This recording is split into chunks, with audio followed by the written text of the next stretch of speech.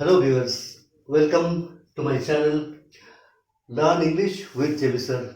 And today we are going to learn future perfect tense like the previous 2 days as I have done.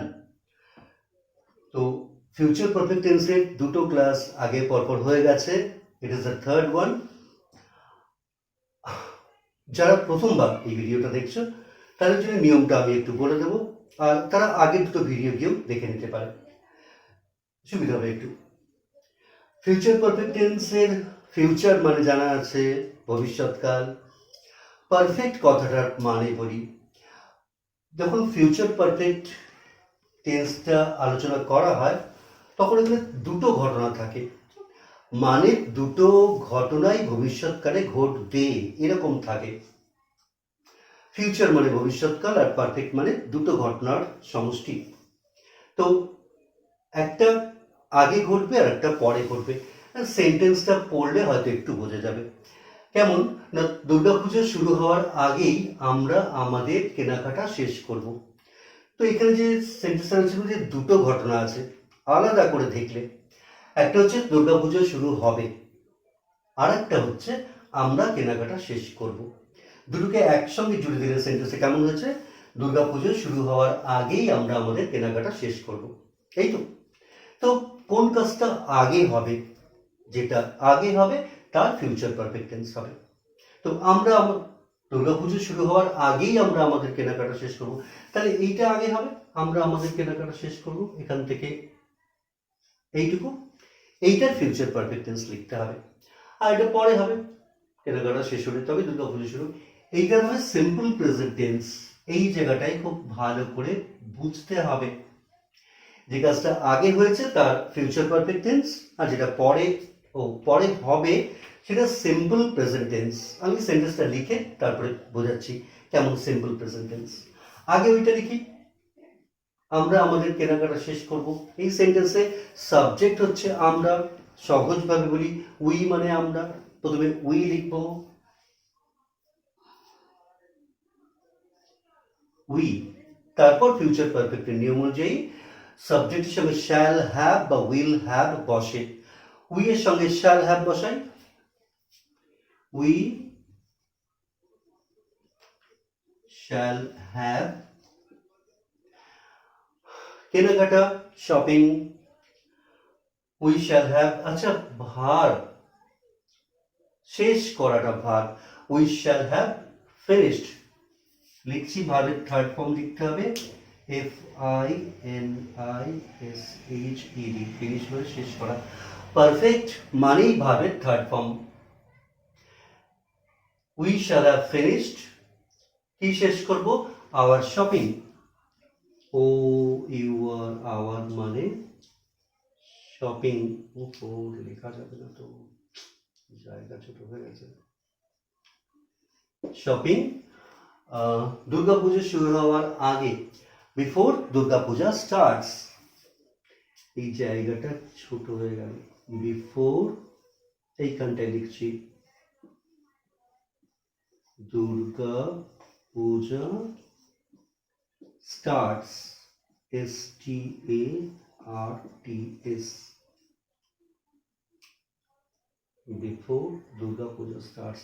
এইটুকু হয়েছে future perfect tense, যে কাজটা আগে হয়েছিল, আমরা কেনাকাটা শেষ করব। এবং সেখানে কি লিখেছি, ফর্মটা মানে ফর্মুলাটা, গঠনটা, প্রথমে সাবজেক্ট লিখেছি উই, তারপর শ্যাল হ্যাভ বা উইল হ্যাভ, দুটোর একটা বসবে, তারপর ভার্বের third form. We shall have finished our shopping, ওটা object. Before Durga Puja starts, এটা সিম্পল প্রেজেন্টে লিখেছি, দুর্গা পূজাটা সাবজেক্ট, স্টার্টস শুরু হওয়া।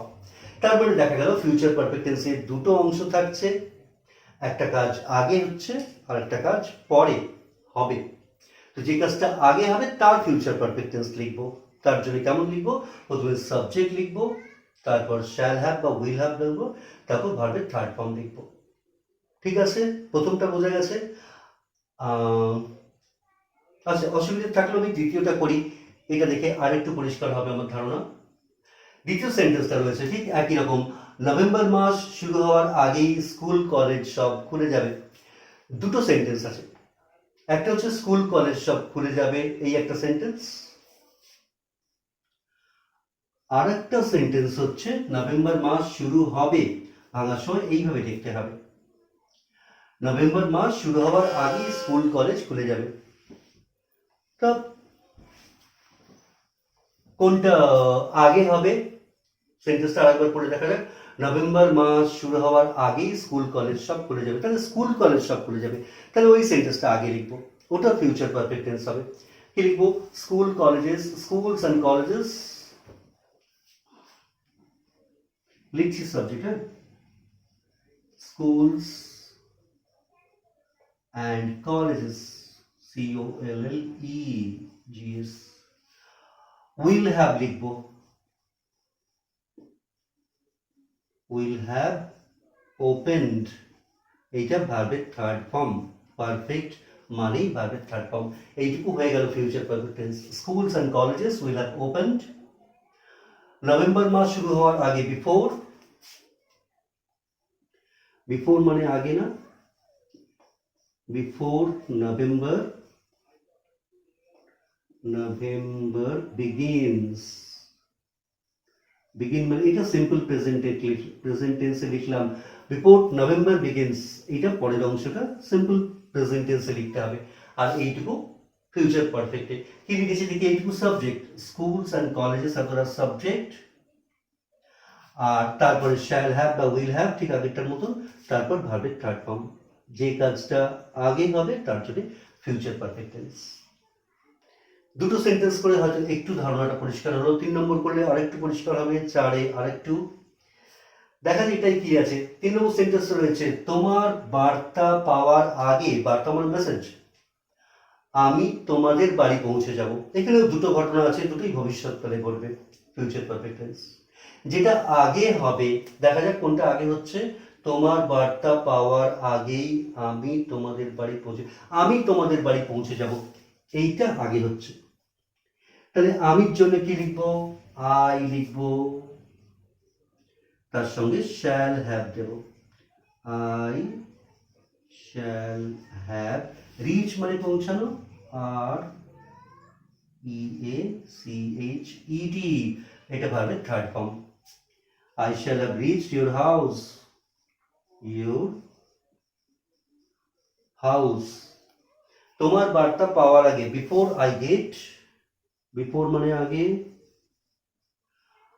I get এটা সিম্পল প্রেজেন্ট টেন্স, সবগুলো পরের ঘটনা simple present tense. before I get your message, your মানে তোমার, MESSAGE, before I get your message, এই I get your message এটা সিম্পল প্রেজেন্ট টেন্সে লিখলাম, আর I shall have reached এটা ফিউচার পারফেক্ট টেন্সে লিখলাম। সব তাই হবে। ফর্মটা খাতায় এইভাবে লিখে নিতে পারো তোমরা, প্রথমে সাবজেক্ট, তারপর শ্যাল হ্যাভ বা উইল হ্যাভ, তারপর ভার্বের থার্ড ফর্ম, এটা হচ্ছে ফিউচার পারফেক্টের ফর্মুলা, ফর্ম আর কি। আর যে কাজটা পরে ঘটছে ওটার জন্য সিম্পল প্রেজেন্ট টেন্স লিখতে হবে, সব করা সিম্পল প্রেজেন্ট টেন্স লিখেছি। Durga Puja starts, November begins, I get, এই হলো 3 নম্বর সেন্টেন্স। 4 নম্বর সেন্টেন্সে আসি, কি লেখা আছে, বাসটি চলতে শুরু করার আগেই তোমরা এটাতে চেপে পড়বে। দুটো ঘটনা আছে, দুটোই ভবিষ্যৎকালে ঘটবে। একটা হচ্ছে তোমরা বাসে চেপে পড়বে, আর একটা হচ্ছে বাসটা চলতে শুরু করার আগেই, তাহলে এটা আগে হবে, যেটা আগে হচ্ছে সেটার জন্য ফিউচার পারফেক্ট টেন্স লিখবো। প্রথমে সাবজেক্ট লিখবো, তোমরা মানে ইউ, এর সঙ্গে লিখবো will have, you will have, board মানে চাপা, হ্যাঁ, বাসে, BOARD, এর থার্ড ফর্ম লিখবো, you will have boarded the bus, এটি চলতে শুরু করার আগে, বিফোর মানে আগে, বিফোর ইট মানে the bus, before the bus starts, starts moving, এরকম লিখলে আরো ভালো হয়। মুভিং মানে চলতে শুরু করা, দুটো কথা আছে, চলতে একটা আর শুরু করা একটা, মুভিং মানে চলতে, স্টার্ট মানে শুরু করা, এইটা হলো simple present tense. It starts moving, simple present tense. এইটা হলো ফিউচার পারফেক্ট টেন্স। ইউ প্রথমে লিখেছি সাবজেক্ট, তারপরে শ্যাল হ্যাভ বা উইল হ্যাভ এর একটা, তারপর ভার্বের থার্ড ফর্ম। ঠিক আছে? আচ্ছা, 5 নম্বর সেন্টেন্স। খেলা শেষ হওয়ার আগেই দর্শকেরা খেলার মাঠ ত্যাগ করবে। দুটোই ভবিষ্যৎকালে হবে, তাই তো এটা ফিউচার পারফেক্ট টেন্স। কি কি হবে? একটা হচ্ছে খেলা শেষ হবে, এটা ফিউচার টেন্স।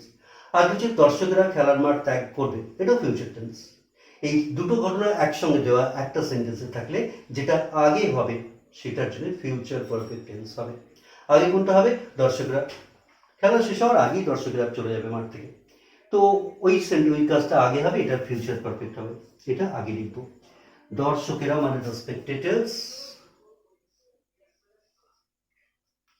দ্য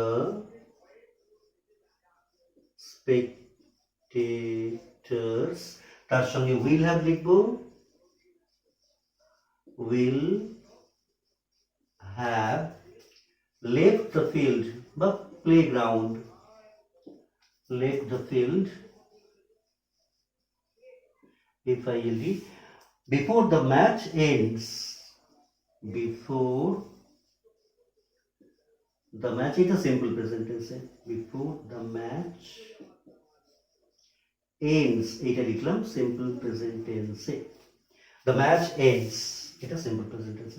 আর যে ঘটনাটা আগে হবে, দর্শকরা চলে যাবে খেলার আগেই, সেটা ফিউচার পারফেক্টে লিখলাম। কি লিখেছি? দ্য স্পেকটেটার্স, এটা হচ্ছে সাবজেক্ট, সব কটাই যেমন লিখেছি, প্রথমে সাবজেক্ট, তারপর শ্যাল হ্যাভ বা উইল হ্যাভ, তারপর ভার্বের থার্ড ফর্ম।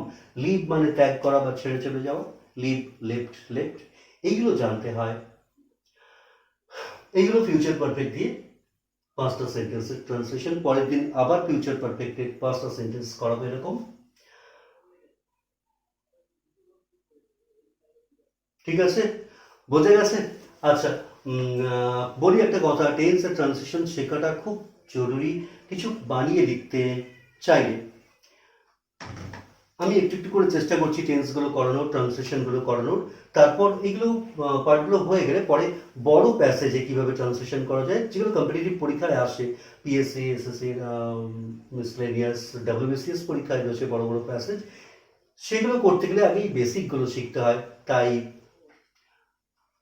ঠিক আছে, ভালো লাগলে লাইক করবে, সাবস্ক্রাইব করবে, আর শেয়ার করবে, শেয়ার করে পৌঁছে দেবে যাদের যাদের প্রয়োজন তাদের কাছে। আজ তাহলে এটুকুই থাক, আসছি, ভালো থাকবে, সাবধান থাকবে, গুড বাই।